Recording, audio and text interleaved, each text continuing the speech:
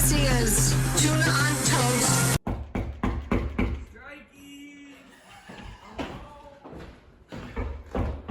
I think Chad Tepper is tall.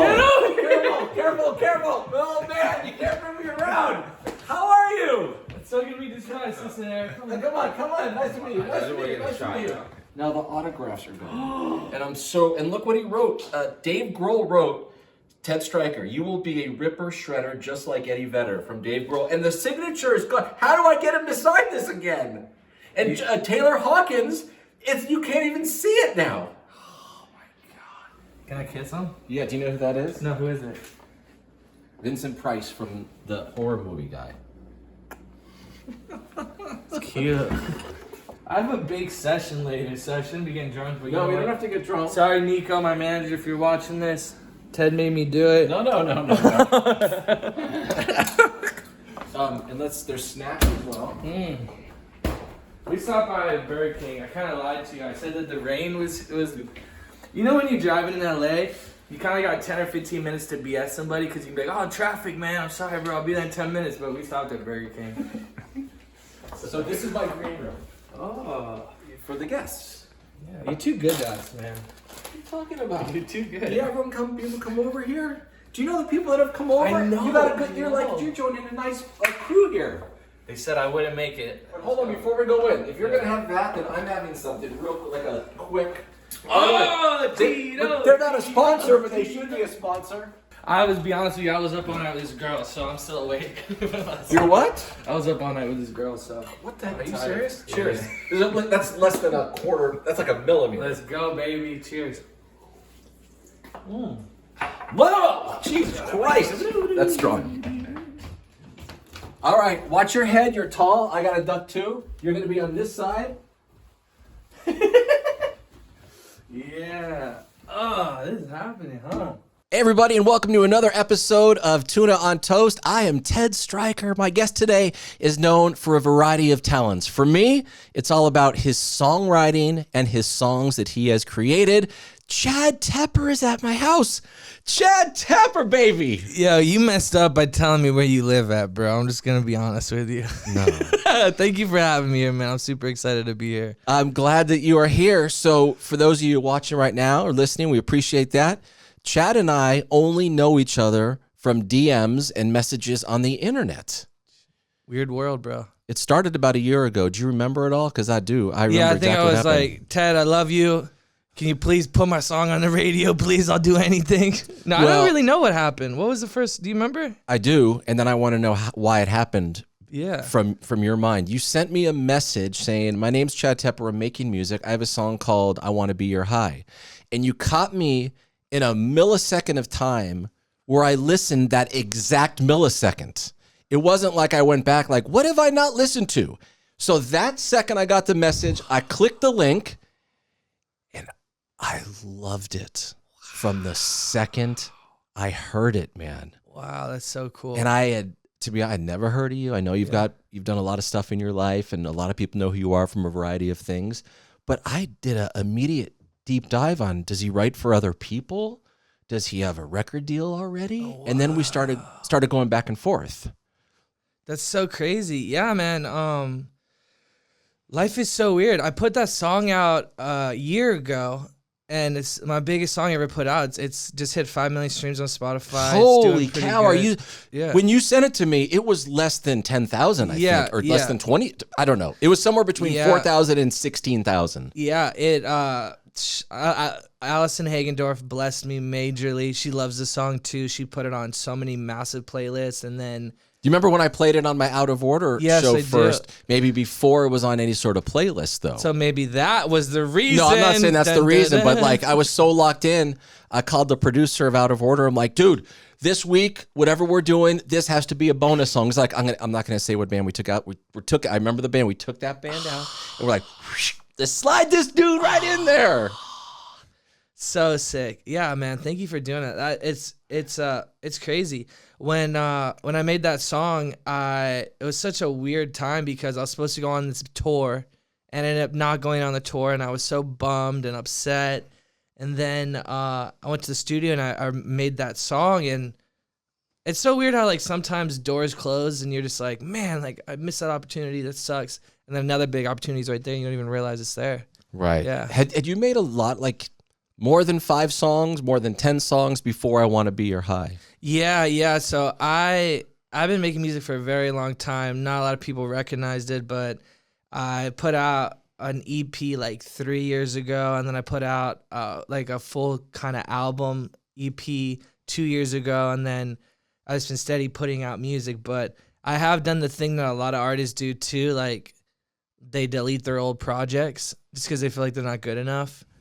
So I have done that, but I've probably... Wait, hold on. Yeah. They delete their own projects. Is that after they put them out a week later, or they do it and they're like, I don't want to go with it? Which one? So for me, it was, I had them out for like a year or two, and then I started to get traction with my new stuff, and I was like, I didn't want people to the first time they hear me to listen to my old shit and not my new shit and be like, oh, this guy sucks. Like, right. So I wanted to get rid of the old stuff, which I think was a great move. But I know some people that will delete all of their stuff and just have like one song up, and I think that's a mistake. But I don't know.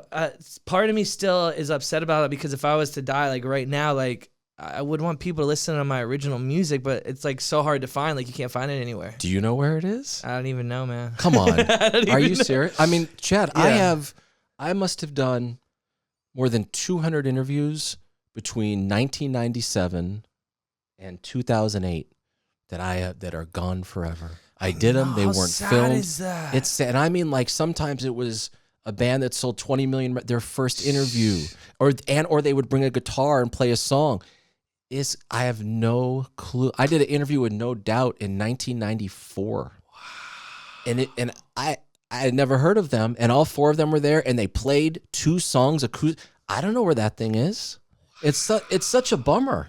But you made these, and then you deleted it, and were like, I'm never bringing these back. Yeah. Wow. It just didn't work. It's the same for me. Like I've been writing poetry and songwriting and playing guitar and singing since I was like fucking 5 years old. So when I was like 12, I recorded my first song on like a really shitty computer with like, and I made a CD and like all this crazy shit. And like, I wish I could find it. No idea where it's at, but that'd be so cool if I could find that. If anybody's watching this and they see a CD at the Goodwill, it says Chad Tepper on it, and it looks like shit, I'll give you $1,000. Give you 2,000. You say 2,000. I'd probably give him a lot more than that if I had it. You know, that's the problem. Chad, I find it very impressive when, doesn't matter what age you are, you create something and you put it out there. When you put it out, immediately you're going to be judged. This person's the best. This person's the worst. Yeah. You've been doing that for a really long time. Have you always been in LA creating, or where in the world did you come from? So I'm originally from Orlando, Florida. Okay. Born there, grew up in a small town called Merritt Island, Florida. Moved to New York for a little bit, and then I moved out to LA. And it's so hard when I'm a fucking artist. Like, I wouldn't classify myself as like a singer or a writer or poet or whatever. I'm an artist in like every form of my life. Like I write music, I sing, I write kids' books, I fucking draw, I fucking direct, I fucking produce. Like, you know how to edit as well, I know how to right? edit. Like I'm like a fucking artist. That's just what it is. And it's so hard when everything that I ever put out, from like a video to a song to fucking a painting to anything, is my whole heart and soul. It is everything. I don't half-ass shit. Like, this is like real stuff. Like, every lyric in a song is everything real that has happened to me in my life, or a breakup or some bullshit that's going on in my life. Like, it's all real. So when you put realness out to the world and people are like, oh, this guy fucking sucks, bro, fuck this guy, it hurts. It hurts really bad. Yeah. But my skin's gotten so tough because it's like an everyday fucking thing in my life. Like, granted, nobody will walk up to me and be like, bro, your music sucks, bro. Like, it wouldn't ever happen because I'm like a big dude and I'd kill him. But but it's just like people nowadays always have an opinion on art. Always. Even if they're not opinions. Strong, and what have whoever, what have you created? Never, and they never will. But it's just like they feel like as a consumer of the art, they have like, it's their duty to be like, you suck, you're never going anywhere. And like the shit that this has been the craziest year of my life. Like the things that I've done this year, like you go back 5 years ago or 10 years ago and there was no way. There's no fucking way like any of this would ever happen. And when I first started making music, everybody I knew was like, bro, this isn't for you, bro. Like, what are you doing? Like, stop making music. It's not going to happen. And then now I've been getting all these like massive cosigns. Like, I did a song with Simple Plan. What the fuck how did that happen? I did a song with Bowling for Soup. How did that happen? I did a song with Travie McCoy from Gym Class Heroes. How the fuck did that happen? I have like 2 or 3 like really big songs that are about to come out with major fucking artists that are going to blow minds. How did that happen? Well, hold on. Yeah. Stop. Let me stop you right there because I want to get to all that, but I want to take our time getting there. The folks that were saying to you, "What are you doing, man? You're not going to be a singer." Blah blah blah blah blah. Were they friends of yours, or did they do it based on a first or second listen to a track, or based on seeing your work ethic, whether it was out of this world or not there? Why? What was their reason? Some of it's like 50-50. Some of it's like people I know that I'm close to. Some of it's like random people on the internet. Some of it's like, it's just all randomness. And then I have some friends that like would go to because I've been doing shows forever. I'm not like one of those dudes that like my music started to get big and then I did my first performance. Then like I've been like on stage for like 5 years, like 5 people in the crowd, 10 people in the crowd, open mic night. Like I've been doing this forever. So like I would have some of my really close friends, my roommate and my assistant, Eric, he would come to my shows and there'd be like 5 people there and he would still go and he would never be like, "This isn't for you, bro. Like you need to stop." He'd be like, "Bro, I think you got something, man. Just like keep going, keep going." So I would have some of my friends encourage me too. And like, it's just like anything in your life, man. It's like you work out for a day, you're going to get a little muscle. You work out for like 2 years, you're going to fucking be ripped. That's right. And I think for me, the biggest thing that I would tell the world is if you're passionate about something, you really love doing something, and you work your ass off and put everything into it, nothing can stop you. Nothing. I agree with you. And just so you know, there's been a lot of artists that have been in the chair that you're in that have said, it's not an exact quote, but basically along their path, there have been people more talented than them. 100%. But they stopped doing it after a year or 2 years, or maybe sadly addiction came into play, or maybe like they became too big for themselves because they sold out 2 shows at the Roxy and they thought they were John Lennon or Paul McCartney or something. So what you're saying, it's so important to stick to it. Do you have like, did you ever give yourself an amount of years, like after 6 years, or is it like, I'm just going to keep doing this? Fuck no. Awesome. Good. Doesn't matter. Good. Doesn't matter. I'm on such like a great path of growth. Like my numbers with my music this year has gone up like 100-fold, and it's great. And if he keeps going, that'd be fucking so awesome. But if it slows down and stops, I'm not gonna stop. I could be like, my biggest goal in life is like, I always talk to people about this. I want to be like 75 on stage at like a shitty bar, like playing guitar, singing. Like, I just want to make music for the rest of my life. That's it. Like, that's cool, man. It's the only thing I have in my life. That's it. I have a great dog and like, but it's like the only thing that's always there for me is my music. So yeah, bro, music is it, man. And I think the biggest thing in the world is, bro, egos. Egos kill so fucking much. I know so many people, they get a little bit of like a big feature, or they get their numbers go up a little bit and they're like, "Oh, I can't do that. Oh, I'm not going to do this. Oh, no, there's no way." It's like, bro, who do you think you are? Like, so we live in a world where, like, I wrote this song, Hollywood Stars, where it's like everyone thinks they're super famous, super important. They're icons, they're gods.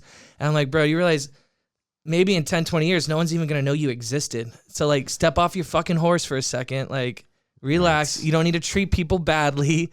You don't need to walk around like you're the shit. We're all the same. We all wake up. We all eat food. We all fuck, and we all go to sleep, and we're all going to die. Be nice to people. But I'm around so many people that they think it's like, that's being a rock star, is like being a dick to people, or like walking up to people and be like, "Hey bro, what's your name again? Even though I met you 40 times, I'm gonna pretend like I don't remember you because then I'll look famous and cool."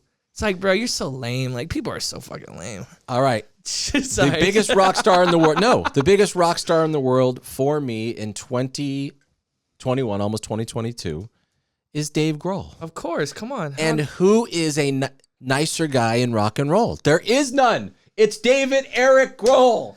That's the dude right I don't know. there. Have you met Pierre Bouvier from Simple Plan? I have not met Pierre. Oh yeah, maybe we've crossed paths, Yeah. but that was like in early 2000s. I know he's a good dude, but I'm just going like the guy who's in the Hall of Fame twice is the nicest well, this guy. is some bullshit. Put Pierre and Simple Plan. Dude, they've sold so many albums. You guys are dicks. Put them in. Growing up in Florida, Yeah. were you like living like one of those big houses on the lakes? You're hilarious, bro. You're hilarious. No, I don't know. I don't know what. Yeah. No, I'm really tired. Don't judge me. I was up all night. If I share this with you, it's kind of crazy because I've never shared this song ever in my life with an audience ever. Fuck me. I love you, so I'll do this. Thank you. I grew up super, super, super, super poor. From the age of 5 to 12, I was homeless. Lived in a car, lived in tents, lived on the side of the streets. When you get some money, I'd live in a hotel. Like, when I tell you I come from, like, absolutely fucking nothing, like, I come from absolutely fucking nothing. Mom still lives in a trailer in Florida. Like, when I tell you, like, you know, people are like, I'm self-made. It's like, no, your dad was the millionaire who, like, gave you money and, like, helped you. Like, this is all me, bro. This is all fucking me. Grew up super, super poor. Yeah, at the age of 12, we got a house, but it was like a little small, like, shitty house in like the middle of the hood, like really fucked up. Like every night police helicopters would be above. We'd hear like guns shooting off and shit. As a kid, like we'd be playing in the front yard and my dad would be like, get in the house, get in the house, get in the house. And then we'd run in the house and we hear vroom, vroom, vroom, vroom, cars driving by and like gunshots and like, yeah, bro, like really, really crazy shit. So like, and then from like me being like poor and homeless, like you witness a lot of fucked up shit, bro. Like I've seen people get murdered. I've seen people fucking drugs. Like when you're a kid, you shouldn't see somebody fucking shooting heroin when you're like 6 years old. Like it's just like, you're like, Daddy, what the hell is this dude doing? He's like, oh, he's sick. Like it's just so crazy. And like my mom and dad weren't bad people. They were just like, they fucked up. They were super hippies and just made bad decisions. And that's just what happened, you know? But yeah, bro, I come from like nothing, bro. Wow. And like I have friends that are like poor and like yeah, I came from a single home and you know, my mom and dad, but like I've never met anybody that's like been where I was at ever in my life. And I'm sure there's people that have it way worse than me. I'm not saying that my life was horrid, but like it's right at the time where as a young person, your brain is growing and that's creating who you are as a person then and who potentially that you're going to be right in those very formative years. Yeah. And so, I mean, I give you, first of all, thanks for sharing that. And I give you so much kudos for taking control of your life and creating a new, and I guess it would be a much better situation now. Yeah. Yeah. I mean, it's just wild. Like somebody that, like this story is going to fucking blow your mind right here. So I grew up in Orlando, Florida, and in Orlando, this was around like the 2000s when like Backstreet Boys were like big and like NSYNC and all these like boy bands, because in Orlando, that's what it was. Right. So the music scene in Orlando was so big, and my dad loved music. He was a big singer. He would take me to like jazz festivals and all these different things when I was a kid. And he would take me to the House of Blues in Orlando, and we didn't have money to get in. We'd park in like the, worker parking lot for free. And I would like put my head down. So he would drive and be like, hey, I'm going to work. And like, he'd go park in the workers parking lot. And we would walk in and I'm going to fucking cry, bro. Oh. We would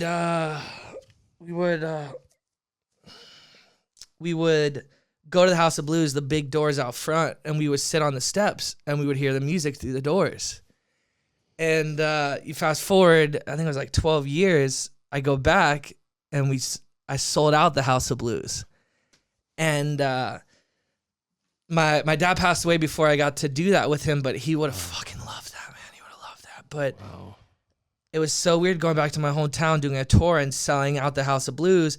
And, I'm behind the curtain and people are like, Chad, Tepper, like freaking out. And I'm looking up and there's like, like the artist like lounge or whatever, my mom, my brother.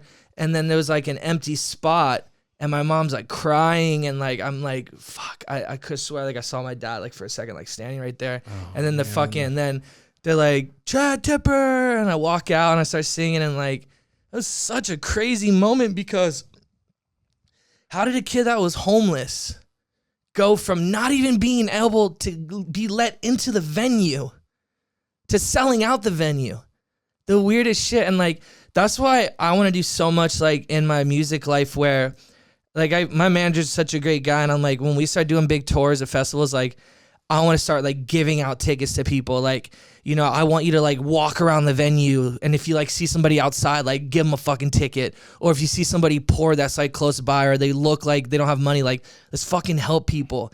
Because music changed my whole entire life. Like when I was younger, I got a CD player. So every Christmas, my mom started to figure out that you could go to these like homeless shelters and toy drives, and they would give you free gifts and stuff. So that's when I started to get gifts for Christmas. And one Christmas, I got a CD player with Beastie Boys, Bare Naked Ladies, Sum 41, Sublime, like a bunch of CDs. And I was like, whoa, what is this? This is so awesome. And then I went to the library, because we'd go to the library to like rent VHSs or DVDs, and I found they had CDs. So that's when I first found like Blink-182 and Simple Plan. And Why Good those Charlotte. bands and not the boy bands that were so big in Orlando? Why was it Good Charlotte and the other bands? So I grew up skateboarding. I got my first skateboard when I was 12, and I turned pro skateboarding when I was 19. Wow. You didn't know that, huh? No. Yeah, I used to be a pro skateboarder. Wow. Yep. Did that Look for at 2 this years. guy, Chad Tepper. Yeah, fucking crazy, huh? Wow. Yeah. Okay, okay. Okay, let's music, then we'll get into skateboarding, then we'll get into Bowling for Soup, Pierre, and all these other. Okay. You were into skateboarding, and the skateboarding scene, it sometimes goes along with like punk rock or pop punk. Fuck yeah, it does. Right. And is that what influenced your musical taste? 100%. Okay. When my older brother was a big like nerd, loved movies, loved video games, and we were poor, but he always had like a Sega or a Nintendo or a fucking PlayStation. So he had a PlayStation, and I was so into skateboarding. Like, I'll be real, like I've always loved skateboarding since the first moment I saw it. And I remember I was at my friend's house. I was like a little fucking kid, and he was watching the X Games, and Tony Hawk did his first 900, and I was like, then I go into middle school, and all the cool kids are like over in one side of the area at the beginning of school. All the cool kids would skate before school in this like little parking lot, and I was like, I want to do that. So I asked my mom on my 12th Christmas. I was like, Mom, like, I know we don't have money. I know because we saved up money from being homeless. My dad worked his ass off, and then we ended up getting a house when I was 12. Right. So we finally got off the street. Yeah. And I'll never forget that night, bro. It was the craziest fucking night of my life, bro, because when you're homeless and you're cold and it's raining and you're going through all this hard shit and eating like, we would eat like ramen noodles and pasta like on the bonfire. Like everything tasted burnt. Everything tasted like shit. It was mosquito bites everywhere. It was a horrible fucking life. And I remember being 12 and my dad's like, pack everything up. And I was like, what's going on? And he's like, we're going somewhere else. And we would always go from different campsites to different shelters to different places, because the whole time we were homeless, I was still going to school. Me and my two brothers, we were still going to school. Wow. None of the teachers knew. I mean, they probably thought we were poor, but nobody knew that we were living in the car or living on the streets. Like, no one knew that shit. And I'll never forget this. I'll be 100 years old. We pull up to this house, and my dad's like, this is our house. And I'll never forget it in my life, because I was like, we live here? It was that sense of like, I'm safe now. My dad doesn't like, we camped out in Florida one night, and it was during the winter, and people don't camp out during the winter in Florida. And we were at this campsite camping out, and sometimes it'd be so cold we couldn't sleep in the tent, but we put up the tent to make people think we were camping, but really we were sleeping in the car. So it was 5 of us in a car sleeping up like this the whole fucking time. And we wake up in the middle of the night to this lady screaming like in pain and torture. She was being murdered, bro. And my dad's like, go grab everything, put it in a car. And we fucking drive, and we're taking off, and we're driving through, and I look over, and this lady's being fucking stabbed, bro. I was like 5 or 6. And my dad's like, don't look, put your head down. And we fucking go, and at night at these campsites, they lock the gates. So you can't they lock the gates so nobody can come in or come out. Like probably from like midnight to like 6 a.m. or some shit, they lock the gates for like safety reasons. This guy looks at us and starts like running after us. My dad just fucking right through the gate. We go to Circle K, we call the cops, come back the next day, like so crazy shit. So like so traumatizing. Imagine Wow. like a little kid, like I should be watching like fucking Barney and like SpongeBob and shit. Like I shouldn't be dealing with that. So like when we got a house, it was such an amazing feeling. I'll never forget the first night we fucking, when we slept in the tents, we slept on sleeping bags. Like I slept on floors forever as a kid. Like that's why my back's so fucked up. So I remember the first night we go on like, it wasn't a big house. It was like a 2-bedroom, like tiny shithole house. But you had a roof over your head. Yep. We roll the sleeping bags out. And me and my whole family slept in one room, and I'll never forget that night. And then waking up the next day and like being warm and like being able to go take like a hot shower and like very, very surreal and craziness where, so many people in this world wake up every day, like young kids, and they're like, I hate my life sucks. And it's like, bro, you have a house, you have loving parents, you have food, you have everything you could ever want. Why are you so depressed? Like, so coming from that, everything I've ever gotten in my life, I've been so grateful for and so happy about. So yeah, crazy, bro. Thank you for letting me share that. Yeah. Thank you for sharing that. I'm not a psychologist, but I mean, you're gonna go your whole life working your ass off the way you do now because even if you have 10 million in the bank, your brain may tick and say, oh my God, if I don't take this gig, if I don't work, if I don't treat people well, I may end up how I was when I was 5 to 12, 13 years old. It's my biggest fear in the entire world, bro. Man. It's my biggest fear. You're the best, Chad. Congrats on getting yourself to this position in life. Thank you, bro. I appreciate that. Wow, of course. Crazy, bro. Yeah, so well it's done. just like, I think by living that life and being like that, I'm very grateful because it made me work so hard. I have so many friends that are super, super wealthy. Their parents are wealthy, and their work ethic is fucking garbage. I'm like, bro, if I had your money with my work ethic, I'd be the biggest fucking artist in the world. That's like literally, that's the only thing holding me back right now is money. Like that's why I'm potentially gonna sign. I have been getting some offers from labels. Like I'm gonna take the dive. I'm gonna do it. But it's just like, now, why do you think quickly? Sorry. Yeah. No. Go.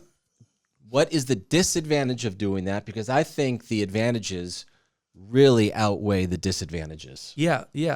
So this is the biggest thing. I think for me personally, I've gotten to a level that even artists that are signed to major labels can't get to because the labels aren't pushing them right. So I've gotten this level where, That's a good point. 500,000 on Spotify, 1.7 million on TikTok, 1.3 million on Instagram, 1.1 million on YouTube, like 200K on Twitter. I've gotten to this point where these labels, they can't be like, oh, this isn't what I want. Like, we're going to fucking put this on the back shelf. We're not going to put this out. They can't do that anymore. And I think that's such an advantage of, there's so many people that move out to LA and like, they have so much more talented than me, such better voices, such better songwriting. But when you sign to a big ass label that doesn't believe in you at the very beginning, you better be so fucking lucky and blessed, because a lot of these labels will sign these people and be like, please get big, please pop off on your own so that way I can fucking own you. And it's just like, now for me, these labels that are trying to sign me, I'm like, okay, I get full creative control. I get the right splits. I get the big advance. I get everything I want to do. And I'm calling the fucking shots because I'm able to. Because I can personally say, oh, you don't want to go by what I want to do? Cool. I'm just going to keep doing it by myself. I've gotten to the point where I've gotten all these crazy ass features for nothing. All built on relationships. Yeah. And let's be fair here. Yeah. The songs are good. Oh, thank you, bro. If the song stunk, yeah, there's no way. Who cares if you have this many followers? Yeah. Thank you, bro. If the songs stink, yeah, no one cares. You got good songs. Oh, thank you, bro. That means the world. That means the world, bro. But it's wild because I did a song with this DJ group called Cheat Codes. They're one of the biggest EDM groups in the world. And I went and did a song with them, and they remixed one of my biggest songs for free. Took the smallest amount of masters, came into the music video for free. And then one of my friends, who's a big artist, I'm not gonna say who it is, he's like, bro, I love that song. I wonder if they'll do a song with me. And I was like, I'll connect you guys. connect them, and they're like $250K for like the song, then like $60K for like the music video appearance and like all this shit. And my friend's like, how the fuck did you get that? And I was like, oh, bro, I'm not signed. I don't have any fucking money. Like, they did it because they loved me.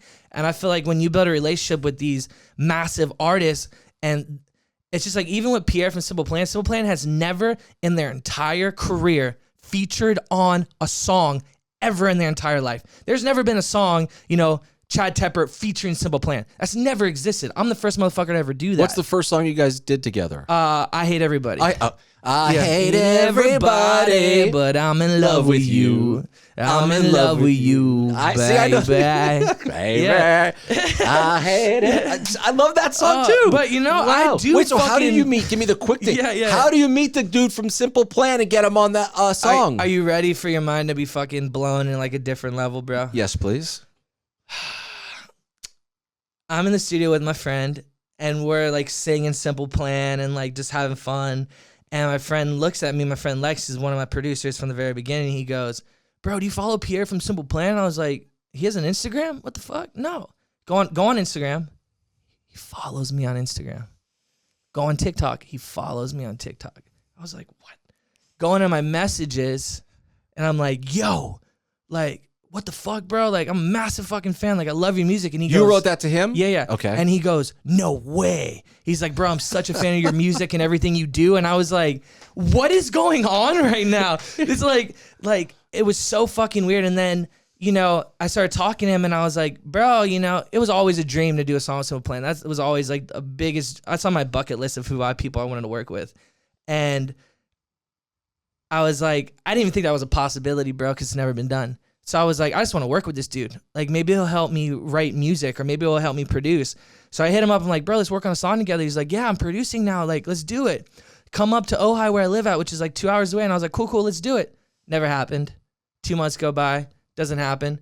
Then finally I'm like, baby, stop fucking playing with me and let me come up. And he's like, all right. Like, let's do it. Let's do it next week. And then he's like, next week comes. I'm super excited. And he's like, hey, my babysitter nanny has COVID, so I'm not sure what's going on. I'm like, baby, don't fucking tease me like this. Like, if you don't want to work, that's fine. He's like, no, I'm telling you, like, I'll hit you up this week.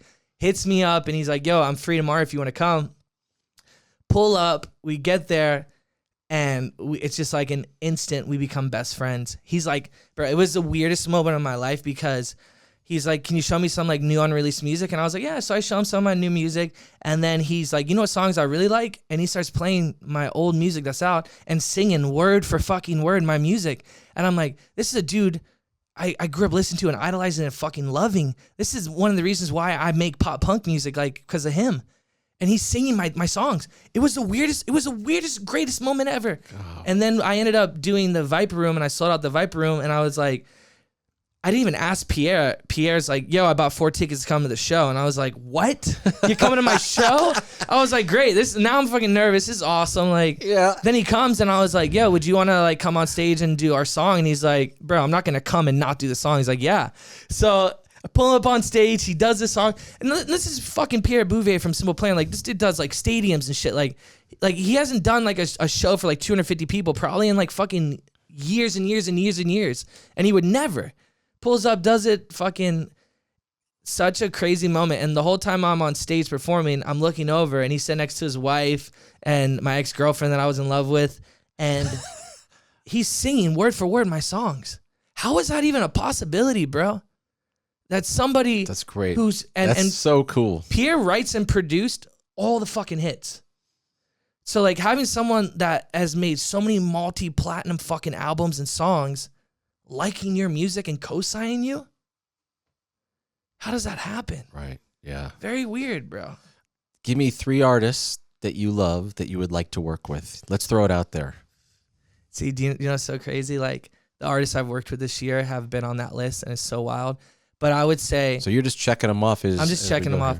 My biggest dream in the entire world is something that can't happen anymore. But if I could go on a time machine and work with Kurt Cobain, work with Nirvana, that would be the craziest shit in the world. I think that he was one of the most incredibly talented, fucking best singer, best fucking writer like to ever exist. Like Kurt Cobain, his music is so fucking timeless and so beautiful and so raw and so real. And and oh my God. And what he stood up for and what he sung about. Oh my and God. and I'm going to say it's much easier for people to speak up on issues in 2021. He was speaking up from gay rights and women's rights like loud as Back can be. then, bro, where nobody was. Right. And it's awesome. And those songs that he wrote and put together, the verse, chorus, verse, also name of a Nirvana song, they're just so beautifully done. So His voice beautiful. was so good. And that Unplugged album, I think, is one of the 5 best albums of all time of anything. And we're talking about great. Unplugged, bro. Like, what the fuck? I know. Like, that's crazy. But But then he's covering songs like from the Meat Puppets on there. It's so good. But I would say right now, so I've been having these meetings with labels, and they're like, who do you want to work with? And everyone thinks I'm going to be like, MGK, Youngblood. I want to work with the fucking icons, bro. I want to work with the people that I grew up listening to. Like, I want to work with the Killers. I want to work with Sum 41. I want to work with Good Charlotte. I want to work, oh, bro, I'm getting chills right now. I want to work with these bands that have changed my fucking life. You know, Bruce Springsteen. I want to fucking work with fucking the Bleachers. I want to fucking work with real fucking, and all of these artists you're naming. Oh man, do you know what I mean? Like, Yeah. I just like, I love the fucking. Now, if we're talking like new people that I would work with, like new artists, I'd love. This is gonna blow your fucking mind. I would love to make pop punk music with Lady Gaga, with Harry Styles, and Miley Cyrus. I feel like we would make some crazy music. I think it would when be they- that fucking weird switch where it would be, so good. I don't think there's any reason why it shouldn't happen. And one of the great things about every single artist that I've met or been on the show over all the years, no one has been handed anything. Everyone's gone through some S in their life. Yeah. And when you're able to hear their story and see how they got here, it makes the person more likable and more charming. And you can see their grit and where they come from. And I think that attracts artists to other artists. So hopefully someone's going to see this, anyone that you just named, and next maybe you go write a song or go on tour or open up for somebody. Yeah, come on. There's some big shit going on. I just got offered a festival for May in Texas, my first festival I ever got offered. So makes super excited about that. Yeah. How many people are on stage with you when you do a show? I have a full band. Okay. I have a bass player, guitarist, and drummer. And you're up there with no one. You're just singing. You're I'm the a fucking real singer, baby. I'm not. This is the big problem with this generation. Okay. They'll go on stage with a backtrack. Like, nobody in the past would fucking do that. You go back like fucking, to the 2000s or fucking 70s or 80s or 90s or 80s, whatever the fuck. No one is singing behind a backtrack, bro. Like, they're real singers. Like, go to like fucking, Sunset back in the day. Like, Motley Crue isn't on stage with their song playing on fucking vinyl in the background and they're fucking, like, no, bro. We want that real fucking grit. I don't care if I'm off pitch. I don't care if I forget the fucking words. I don't care if I'm barely breathing because I'm like a big guy and I like to smoke. Like, people want that real authenticity, bro. Why are you going to a show to sing over your track? I'll tell you why. Yeah, because I know there's a reason, but I have one sentence for you. I think too many people believe that you need your circle, who you are, has to be perfectly smooth. I come from a place, or how I think is rough edges. I like. Me fucking too. That is the charm. That is cool. I like that. And sometimes the rougher it is, that doesn't mean you're a bad person. It's just you're not a perfect smooth circle. But nobody is, man. Right, but people don't want to expose their rough edges. When you expose your rough edges, that's the authenticity which will live out forever. So I made a song with K Thrash from Escape the Fate. He's like Travis Barker's producer, like super dope dude. And we go in one night and his fucking makes a fucking track in like 5 minutes, super talented. And he's like, do you have lyrics? And I was like, yeah, let's go. Jump in the booth and I just fucking sing a song in like 10 minutes. It's fucking perfect. So good. We sing it on like SR. It's like, the little shitty like podcast mic. Like, he's like, let's just sing on this and then we can retract the vocals on a good mic. And I loved the vocals so much raw like that because they were so real and emotional and they felt gritty and they felt good. And then we re-recorded it on like a fucking $20,000 mic. And I was like, I don't like this. And he's like, why? And I was like, it sounds super radio. It sounds super poppy. Like, it sounds great. Like, this is what like every label and everybody wants. But I like the grit. I like the non-perfect, pitch. And I like the, I don't know. I come from like listening to like, punk music and like bro, you go back to like old punk albums, like they didn't give a shit. It was just their attitude. It was just the lyrics. It was it's living in the moment. Like I feel like when you make a song, you're capturing a moment and an attitude and a time and an energy in that moment right there that can live forever. And it's the pureness about it that people attract to, you know? Do you know who the Aqua Dolls are? They're a newer... You do? Of course, yeah. They came over the other day, and they brought their instruments. Oh, shit. And I'm like, this is not... My line was basically, this is not the Capitol Records building where the Beatles record... Or whatever. This is not Abbey Road. I've got this little mixer here. I only have 3 mics. Like, we don't care. We just want to play. And so I aimed one mic at the guitar. I aimed a mic over here. I was mixing on this, and they played in this room, and I gotta tell you, I have listened to the song. It's so good. But that's a real artist. Yes. They didn't care. They didn't look at what kind of mic is this. What are the acoustics of my bedroom here? They're just like, doesn't matter. We're playing. We're playing. Matter. Yeah. And that's the love and the passion that more people need to have. I know so many people that are like, oh, I'm not performing, you know, if I don't have inner ears. I'm not performing if I don't have my full band. I'm not performing. It's like, what did you fall in love with? I fell in love with writing songs and singing. That's what I fell in love with. So it's like, you know, like I was at this party a month ago and this girl walks up to me. She's like, Chad, I fucking love your music, da-da-da-da. And I was like, what song do you like? And she's like, I Want to Be Your High. And I'll be real, I was a little intoxicated. I start fucking singing top. Can you just give me a verse of it? No. No, just low key. I'm here talking about how I like to sing all the time. They're like, yeah, I don't do it. But I'm at this party and I start fucking singing super fucking loud and everybody's just like looking, everybody stops talking and they just like come around me and I'm singing to this girl and this girl's like, what the fuck is going on right now? Did she like it? She loved it. She's like, holy shit. She's like, this is like one of the best moments. So, yeah. Lost my pack of cigarettes. Lost my life the night we met. My whole life's been full of regrets. Your friends think I'm a mess. Well, you need to tell them you love me. You love me, you love me. Well, you need to tell them you love me. So I wrote that because my fucking ex, I've been with this girl for 7 years. Bro, it's like a movie, bro. I would die for this girl. I love her more than anything, but we just don't get along. And we would break up, we'd get back together, break up, get back together. And then it got to the point where we'd broken up, got back together so many times that like none of her friends knew we were back together. Her mom didn't know, family didn't know. Whole family, whole friends fucking hated me. So I wrote that song. I was like, you need to tell them you fucking love me. Like, tell them you fucking love me, bro. Like, so all these lyrics are so real. And it's wild because for that song right there, I made it with Dreamers and they came in to work on that song as a writer.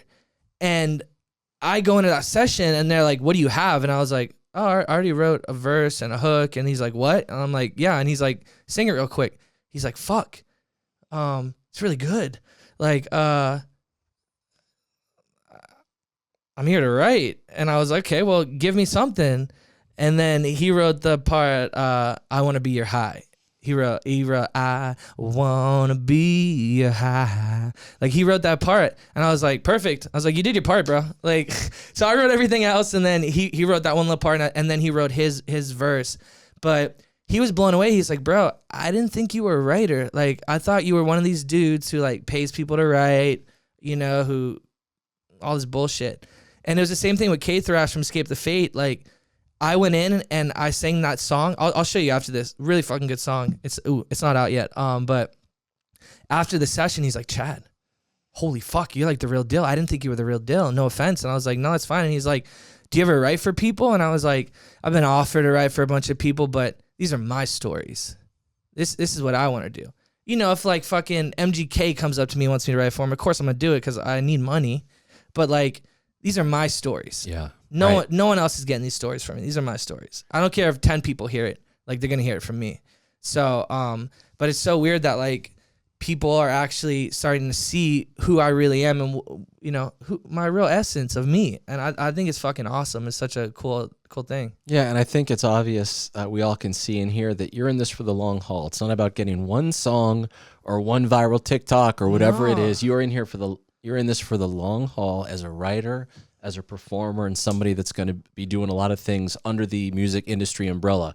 Quickly, because we were like 50 minutes into this thing. I mean, we could sit here all day, but no, this is great. I'm gonna let you talk. Give me a percentage of the chance that you're going to sign a record deal within the next 2 months. 100%? 95%. I think so.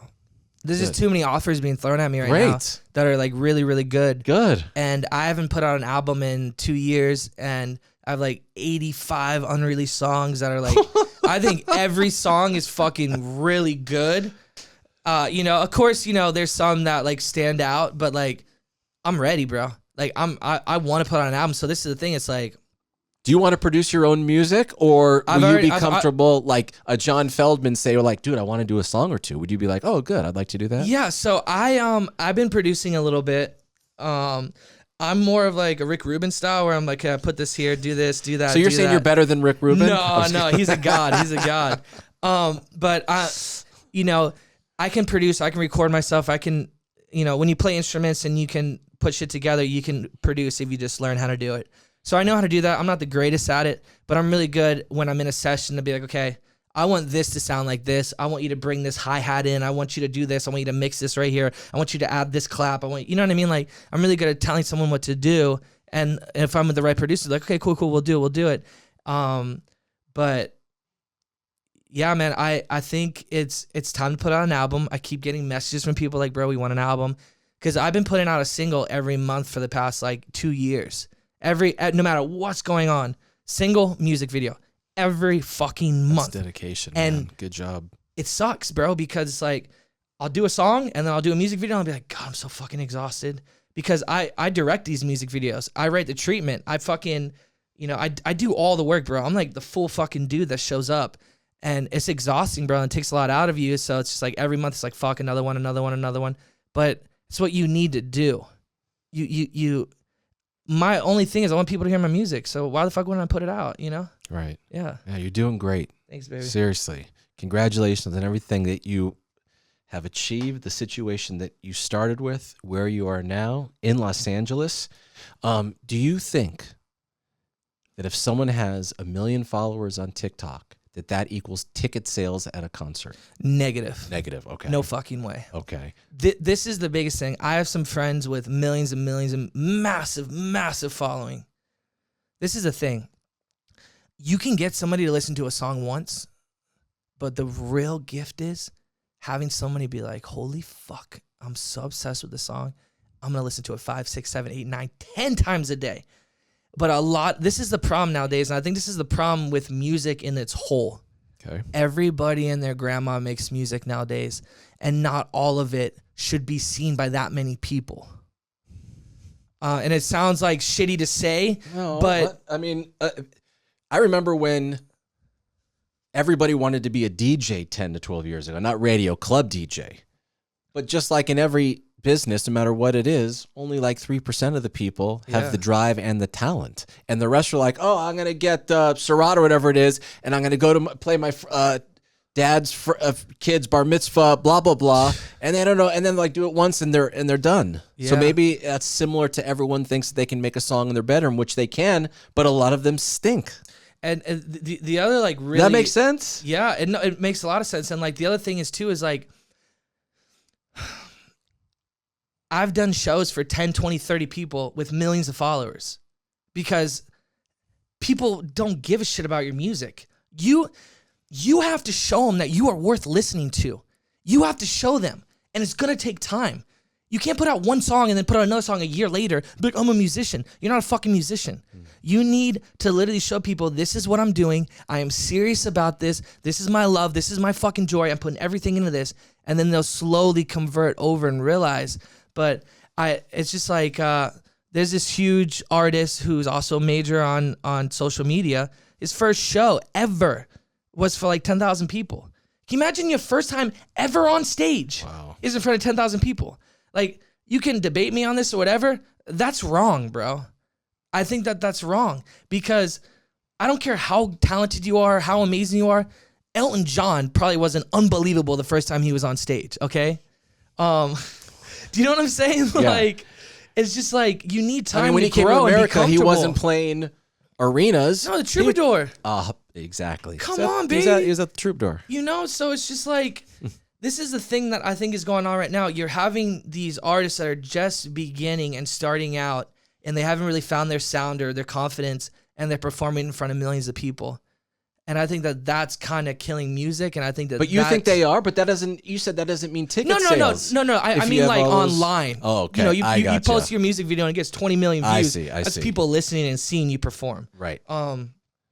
So, but yeah, I don't know. I always get that question when I go into labels. They're like, you got a lot of followers. Do you think you can sell at a show? I was like, yeah, I've done it multiple times. Like, here's the receipts. Like, call Live here's the Nation. Like, go numbers. ahead.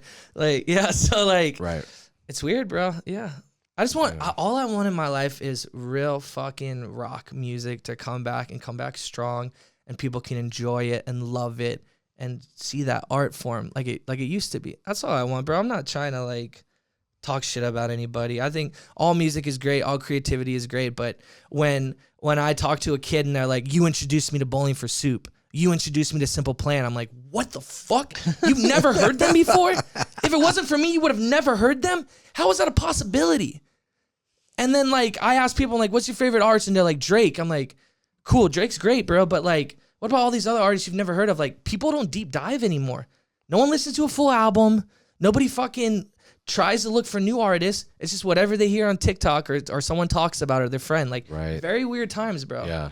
Yeah. Hopefully we're going to get to a place, and I don't think it's a bad, so I don't want to ever come off like get off my lawn, but where an artist who has done 3 or 4 successful albums isn't afraid to put out 8 songs at a time. Yeah. Because putting 8 songs out at a time these days, I don't think is a great move unless 4 of them were 1 month. Isn't that crazy though? Yes. Yeah. And so sometimes you can't get like one of those concept albums where you started on track 1 and go to track 12, because who the hell is going to sit there and listen to all that? So. It's a very sad time in music. When I was a kid, I don't think it's a sad time though. There's a lot of talented, good people 100%. Not in that sense. I mean, like when I was a kid, I would take my CD, put in a CD player, play whole fucking album, and I would do it again and again and again. And then after 3 or 4 times, I would go to the ones I like and skip to them. That's right. But nowadays, people don't do that.